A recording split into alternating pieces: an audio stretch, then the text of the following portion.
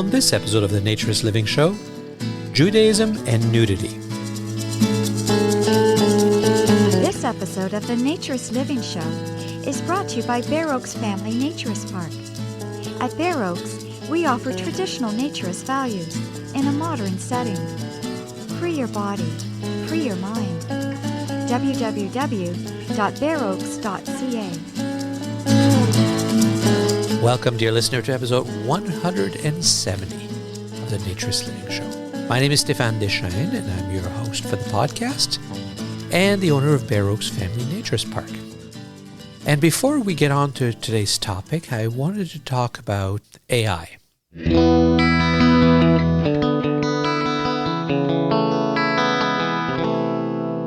Hello, Jessica. Thank you for working on this podcast with me. Having you around has really helped a lot. It's my pleasure.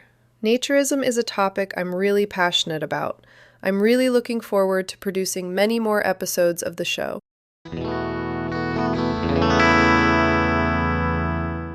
So that was not Jessica and I talking. That was an AI-generated text by the application that we use to edit the podcast, a new application that Jessica brought in that makes it easier. And so I wanted to let you know that we are only going to use AI for editing purposes. We're not going to have that AI create our voices or say things for us. We're just going to use it to speed up or improve the production process whenever possible.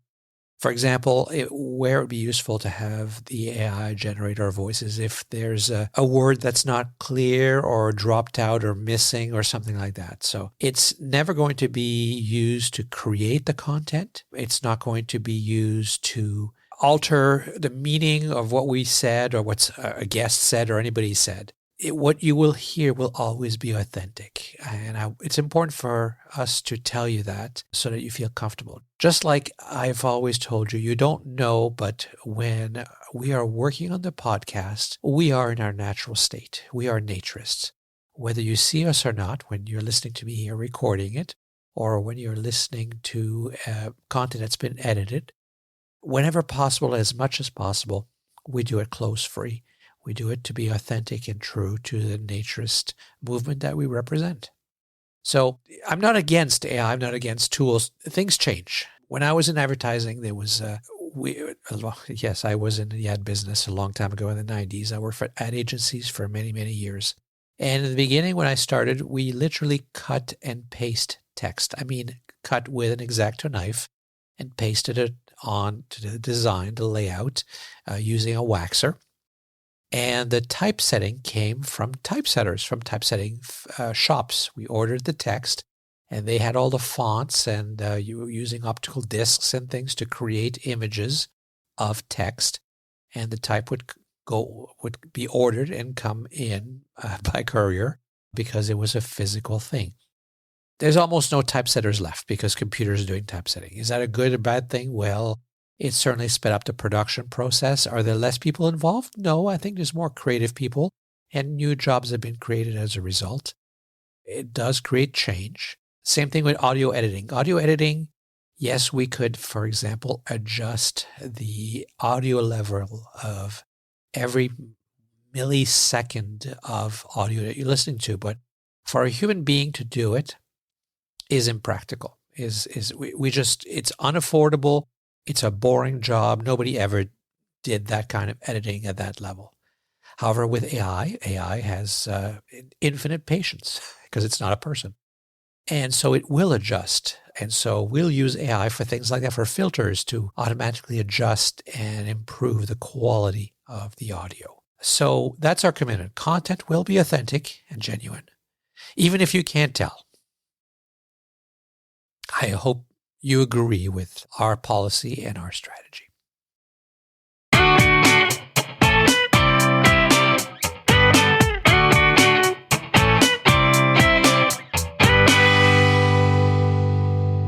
Normally, this is where you would hear about Patreon, and you'd hear from Jessica telling you about how you can help us get this show produced with Patreon by donating with Patreon. But we were suddenly and unexpectedly, without warning, dropped from Patreon. They accuse us, and this is what makes me really mad, of creating CSAM, what is now known, you see that now all the time, child sexual abuse material, CSAM. Of all people, of all things, naturists fight specifically to protect children against this kind of attitude, against this sexualization, objectification. Anyway, I'm not going to get into that. You know that. You've listened to the Raising Children in Naturism. There's been a number of podcasts, kids who, as adults now, talk about having been raised as naturists and the benefits, strong scientific evidence from academic research. It's crazy. And it just makes my blood boil. Of course, I appealed. Of course, I appealed, because you can appeal. Oh, no. Of course, they think we've done it. Now, think about this for a second. This is a podcast, an audio-only podcast.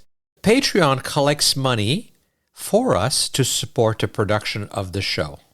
Assuming that they've looked at the website and you're not buying pictures, videos, or anything, you're not buying anything because you can listen to the show for free. You're supporting the production of the show through Patreon. And assuming they look at the website itself is just summaries of the podcast. Okay, yes, there is occasionally, there's always a picture for each episode. And some of them, because it is about children in naturism, about protecting children in naturism, about understanding the benefits of naturism, you would think that they would get that if they looked at it.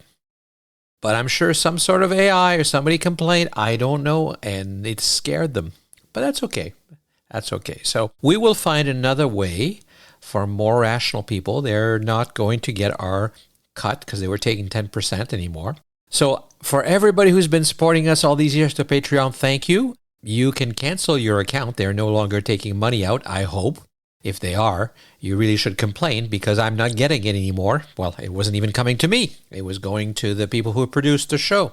So again, you weren't even paying for anything that had anything to do with the show itself or the content. But you know, the ridiculousness of naturists who are fighting to support the desexualization, de-objectification, normalization of the human body, that's what we're about. And yet we're always found guilty of the exact opposite. It makes me so angry and drives me insane, as it does, I'm sure, you and many others. So for now, enjoy the show. We're continuing production, and we'll announce in the near future when we have a new wave for those who want to support us. But thank you for all of those who have supported us all these years with your small and sometimes very large monthly donations.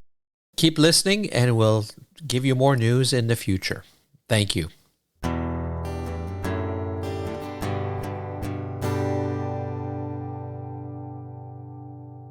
As longtime listeners know, I do this show as an evergreen show, meaning that it shouldn't have anything to do with the moment when we're recording it. Some things are happening at a specific time, but hopefully they're of interest for forever, for the long term. So it's February 2026, and we are recording this episode, and I have to address the situation about what's happening in the world. There's an enormously increased amount of anti-Semitism. And I don't understand it. So first, totally agree what's happening with Israel and the Palestinians is not right. There's far too many people dying. And there's really no reason for that. There should be peaceful solutions. There should be ways of negotiating on both sides. And I'm not going to get into the politics of that.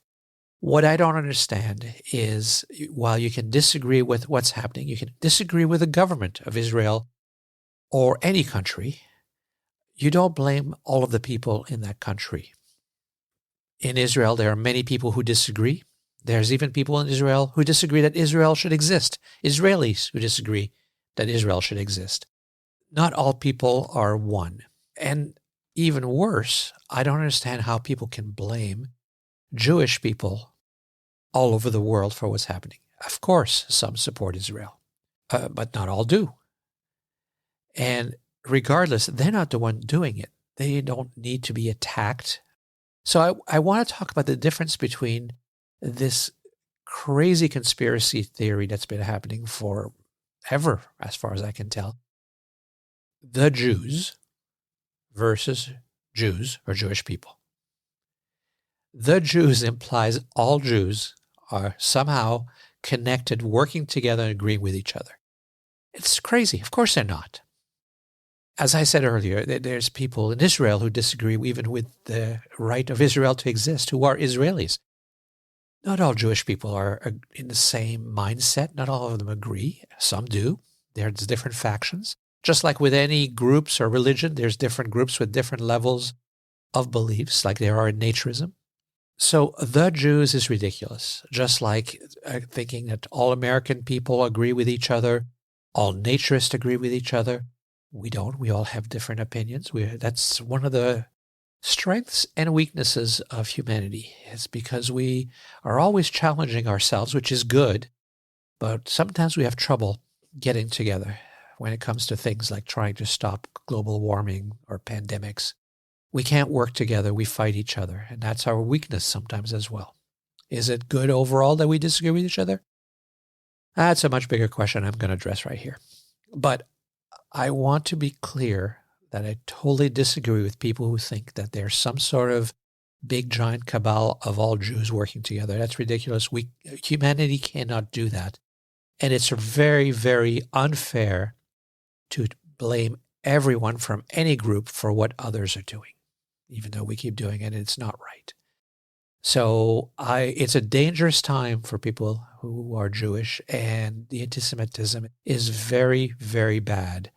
And I want to make clear that this has nothing to do with this episode, and I totally, totally am against that, and I'm appalled by it. I'm upset by a lot of it, and I'm hopefully, if you're listening to this way into the future, things are better, and they might be.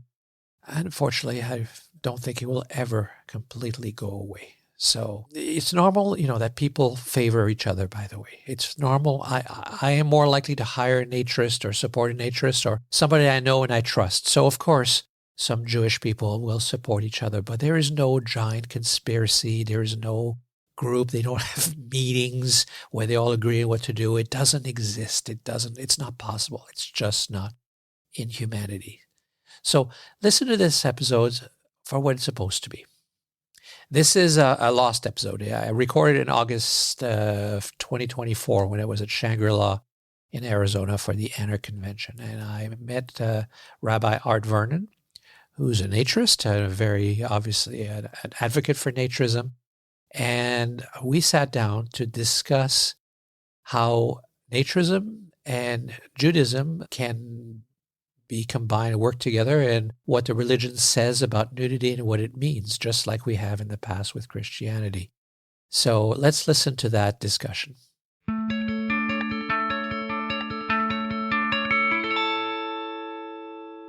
So if you want to start by just introducing yourself, I may introduce you, but we'll have the info then.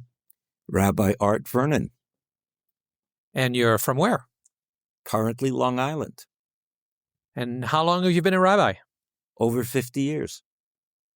So you know what you're talking about. I hope so. And you're also a nudist. That is correct. So how do those two work together, or do they conflict?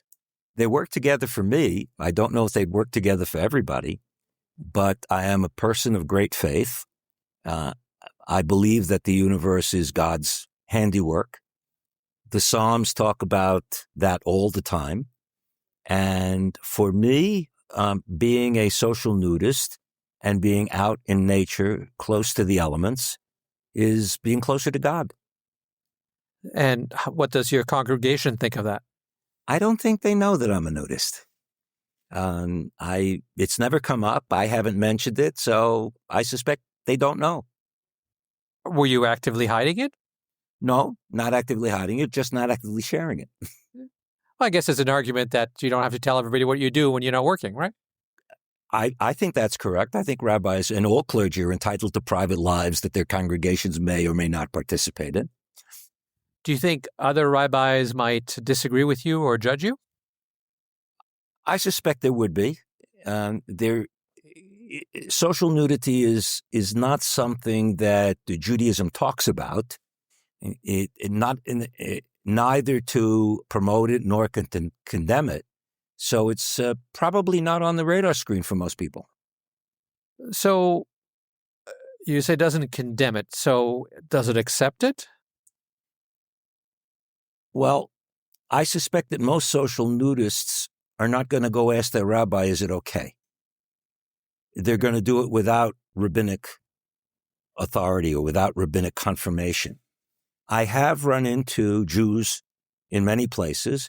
I even have run into some Jews who claim to be Orthodox, which is the most traditional branch of Judaism, which one would expect to be the least supportive of social nudity, who are social nudists, and basically have said to me, no one in their community knows and their rabbi doesn't know. So this is something which I think most Jews feel, I don't want to say uncomfortable about, but uncertain as to how the community would react if it became known in the community. So Orthodox Jews seem to have a very prescribed dress code, right? So yes. that makes it kind of part of the religion, no? Well, I guess it depends how you understand Judaism and how you understand the texts of Judaism. There are some examples in the Bible of nudity, but not social nudity in the sense that people hanging out together nude. That doesn't really happen. We don't have any texts about that in the Bible. In our rabbinic literature, post-biblical rabbinic literature, it's really only talked about in the context of a marital relationship. A married couple basically can live any way they choose to live by themselves in private. And so while it doesn't explicitly say anything about social nudity, it would be difficult to make a case that a married couple who wanted to be nude at home could not do that. So now the question is, what about public? And there I think the issue is that we are concerned not so much about nudity per se, but Judaism also suffers from what I call the nudist fallacy, which is just because people usually become nude, get undressed before they're going to have intimate relations, that doesn't mean that every time you get undressed, you're going to have intimate relations. And so I think our tradition assumes that why would you be nude if you're not having intimate relations? And certainly that should be something in private. And so there's an issue of modesty. You don't want to do anything that would suggest to someone you should not be having intimate relations with that you might be interested in that. And the question is, how far do you go in the modesty? And while I think all Jewish authorities, Orthodox, conservative, Reform, would agree that modesty in behavior is an ideal for us as Jews, what that means in terms of practical behavior and practical dress and whatever, we would obviously differ about that. Seriously Orthodox Jews, men and women do not swim together. Mm-hmm. Separated swimming. Women would never wear a bikini. Conservative Jews, Reform Jews, whatever, there's no specific guidance about that. The issue is modesty. And I think for me, that makes it very easy to be a social nudist because I am not, as a social nudist, advertising for sexual activity. I'm simply enjoying myself and being in the company of others who are enjoying themselves without clothes. And so I don't feel like I'm transgressing any prohibition against modesty because I understand the separation between social nudity and sexual activity. And I suspect that if more of my co-religionists understood that and were able to make that distinction more clearly in their own minds, there would be less of a issue about social nudity. So you clearly understand a lot of the theological discussions and arguments and ideas behind it. So let's imagine you're sitting in a room with an Orthodox rabbi who disagrees with you. How would that conversation go? What would he say, and what would you say back? Well, an Orthodox rabbi would probably not argue with me on the basis of what the Bible says, would try to cite religious authorities. And he would be hard-pressed to come up with a religious authority who says anything specifically about social nudity. there is an authority of recent vintage, by recent vintage, I mean within the last 30, 40 years, who's passed away, who was asked the question about nudity and searched the texts and could find no text, no religious text, no authoritative religious text that proscribed nudity. So it just reinforces my perspective on Judaism that it's not so much about nudity per se as it is what some people do when they're nude. And so as long as you refrain from inappropriate sexual activity, there's no opposition to nudity. Now, some might argue, because there is a principle that goes all the way back a couple of thousand years ago, about building fences around the Torah, like tripwires. Don't do this, because if you do this, it's going to lead to that. And so I suspect that there are authorities who would argue that inevitably, if you are nude in mixed company, it's going to lead to inappropriate behavior. But that's our whole thesis of social nudists, isn't it? Mm-hmm. That we have free will, we have self-control, and it doesn't have to lead beyond just simply being nude. So either one believes in the ability of the human being to exercise free will responsibly, or one doesn't believe in the ability of the human being to exercise free will responsibly, and then you want tripwires so that people don't do what they're not supposed to do. I mean, clearly, I've been around enough to know that people wearing clothes still succumb to sexuality when they're not supposed to or whatever, right? So the question, I guess, is not whether it prevents it, but whether it lessens it? Yeah, I think that's it. It lessens it. And to be perfectly honest, I mean, our tradition evolved and developed at a time when communication was not as ubiquitous as it is.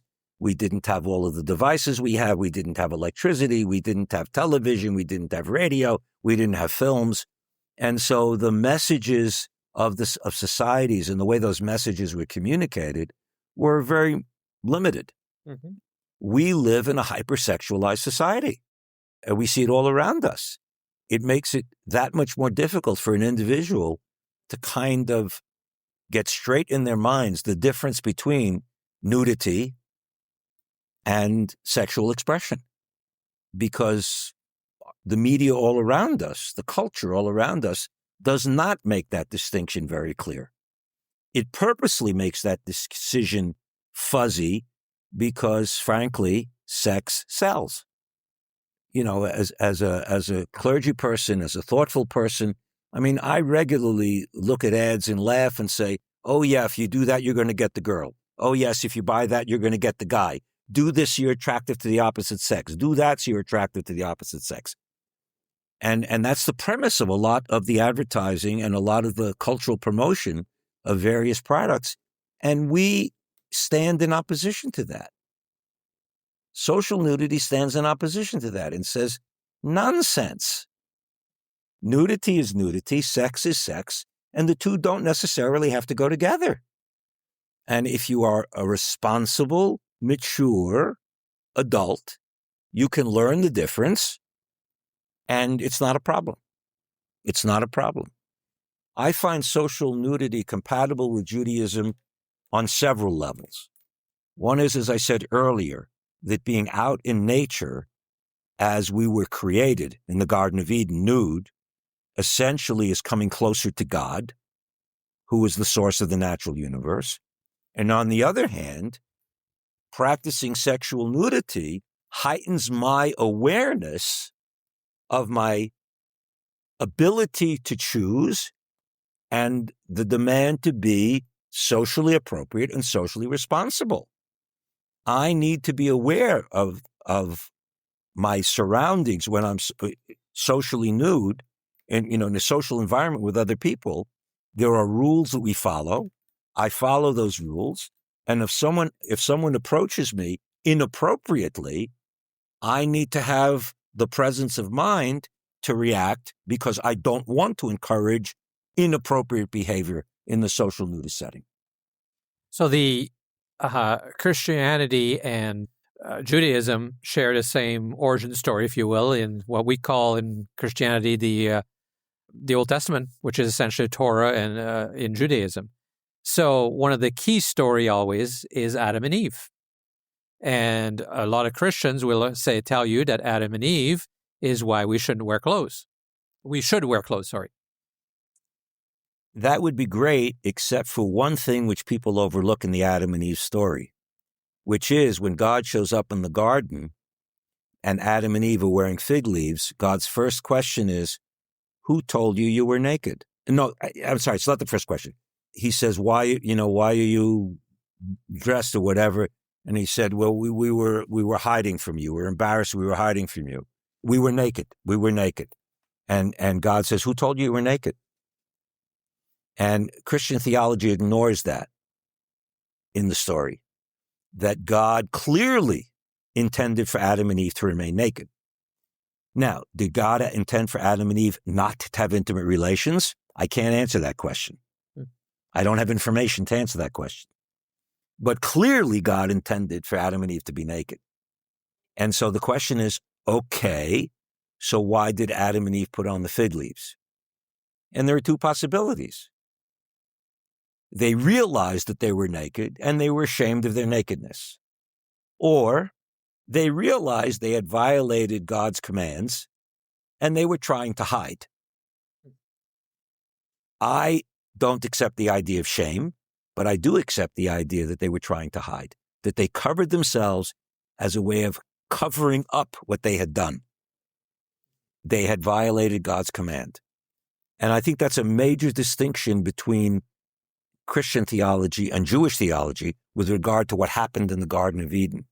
I've looked at the biblical text, the Hebrew text, very carefully, and the way I understand the text and what the Hebrew words say, when they go into the garden nude, the Bible does not say they weren't ashamed. What it says is they were not self-conscious about it. And I can tell you that that's the biggest challenge that social nudists need to overcome in the early practice of their social nudity. And that's the being self-conscious about it and thinking everybody's staring at you. And for most people, that lasts about 15 minutes and you realize that nobody is staring at you. They're busy with their own business, whatever it is, and there's no reason to be self-conscious. So clearly, if you are ashamed of your body, if you think nudity is a shameful thing, it's going to take a bit to become a social nudist. But if you're only dealing with the issue of self-consciousness, we get rid of that pretty quickly. You said you've been a rabbi for 50 years. Yeah. How long have you been a nudist or naturist? Do I have to do that? They're 15 plus. And how did you come to that? And did you struggle? I didn't really struggle with it. It was, why I got interested in it 15, 16 years ago. We moved to Long Island, and I had an experience some years earlier where we were living in New Jersey, and we went to Sandy Hook, which is part of the National Seashore. And if you walk down the beach from Sandy Hook, you come to Gunnison, which is on federal land and is a sanctioned clothing optional beach. I was married at the time, and I was interested in seeing what was going on. My now ex was not interested in all, but I kind of filed it away in my head. Oh, that's interesting. People do that. And early on, after having some experience at the beaches on Long Island, I realized that there might be some social nudity on Long Island at the beaches. So I did some research. We then had an area that was part of the National Seashore on our side of the bay, Fire Island National Seashore. And there was a couple of sections of sanctioned clothing optional beach. So I checked it out. And after the 15 minutes of self-consciousness and getting over that, I said, this is neat. And what was neat about it to me was the sand, the sun, the sea, and the air on my body all at the same time. And the feeling of oneness with nature and closeness to God. I've always been a very spiritual guy, one with nature and close to God. And I said, wow, this is really neat. And I was hooked. That's it. From that point on, I was hooked. So the things that make it go well is, sun, heat, water. And one of the most Jewish places, well, probably the most Jewish place in the world, has all that, Israel. Yeah. Yet, I don't know that there's a ton of naturism going on there, is there? Well, there is an Israel Naturist Federation. And while there are no sanctioned clothing optional beaches, virtually every beach along the Mediterranean has a section where, I'll say, being nude is tolerated by both the residents of the area and by the authorities. And I have been at some of the beaches along the Mediterranean, and people walked by, they noticed that I was nude, and they just walked on. Nobody came over to say anything, nobody, positive or negative, they just walked on. And I never saw any official who came to check out what was going on. So I think there's, sort of like we used to say about the gay lesbian thing, don't ask, don't tell. Mm-hmm. As long as the social nudists keep to themselves, everybody's cool with it. Do you think there are people, though, who don't like it in Israel or would disagree? Oh, I'm sure there are people who don't like it and disagree, but it would seem to me that the attitude of most Israelis is live and let live. I'll just, one example. Tel Aviv has had a pride parade for years. Does that mean that Israelis condone, same-sex marriage or homosexual behavior? No, but there is a pride parade. And the pride parade has grown. It's not just in Tel Aviv. There's a smaller pride parade now in Jerusalem. I think I was told recently there's a small pride parade in Haifa. So at the same time that it's perceived that the society maintains a very conservative, traditional outlook on life, there is a liberalization among the people that seems to be growing, which is kind of contradictory, but I will tell you, we Jews have lived with contradictions all of our lives, so it doesn't surprise me at all. So there are a number of Christian naturist groups. Are there any Jewish naturist or nudist groups? To the best of my knowledge, no. Other than the Israeli Naturist Federation, but I can't tell you that they are all Jews. I suspect that they're not all Jews. They're people living in Israel who happen to be nudists. Yeah, and I was thinking more in terms of in Europe or in North America, where you can meet like-minded people. No, there are not. But I will tell you that as I surf the internet to all of the places where nudists might gather and might be, I have discovered Jews who are nudists all over the world. So maybe you should start a group. Maybe I will one day. Now, aren't you afraid that your congregation is going to find out? They're going to hear your voice? I am in my last year of service. If this is the issue over which they say, Rabbi, you can't be our rabbi anymore. So I'll retire earlier, that's all. I'm retiring next June. And then what? Then I expect to spend 4 months of the year here at Shangri-La, and I expect to spend the rest of the year in Israel, practicing social nudity in Israel as much as possible. Sounds good. It's the life I want to lead.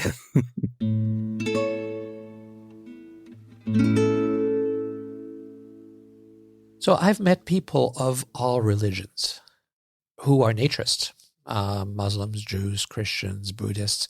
All of them find a way to reconcile their religion and the values of naturism. They're not in conflict. They're often complementary. And there's many different ways to interpret the old text. People have been doing it for centuries, if not thousands of years. And so there are ways that people find of being true believers in their religion and being naturism. With Judaism and naturism, it's no different. And I also need to kind of bring up the fact that naturists have not always been very supportive of inclusivity, even though we talk about it and we talk about being open to everyone. There's been a lot of discrimination. And if you go back to and look at a history of naturism, especially just before World War II in Germany, there was a lot of discrimination against Jews and people of visible minorities. I don't have to go through the history of discrimination against Jews and the horrible things that were done to the Jewish people during World War II. That's incredibly well known how millions perished for no reason other than the fact that they were Jewish. And that's absolutely horrible, horrifying. Sometimes because of that, you read the history of naturism in Germany, and that is the birthplace for the movement in a lot of ways for modern naturism. You read how the Nazis banned naturism. And it's true, in the beginning they did.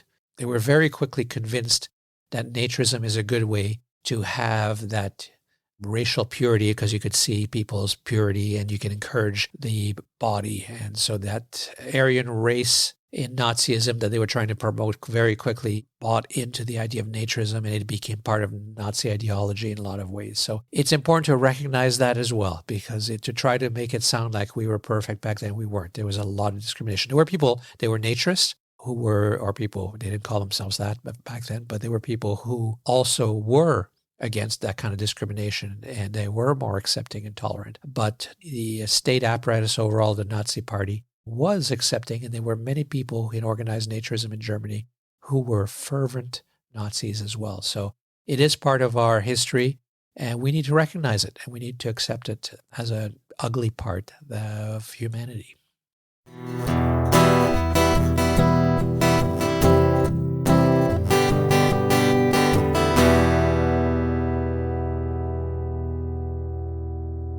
So that's all for this episode of the Naturist Living Show.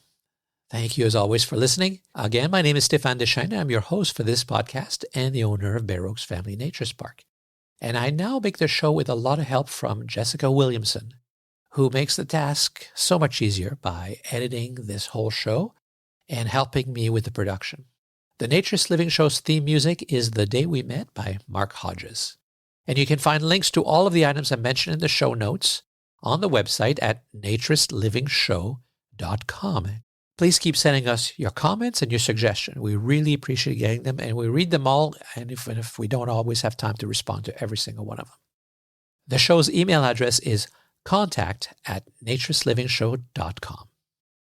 I hope you enjoy the show and that you'll join us again for the next episode of the Naturist Living Show.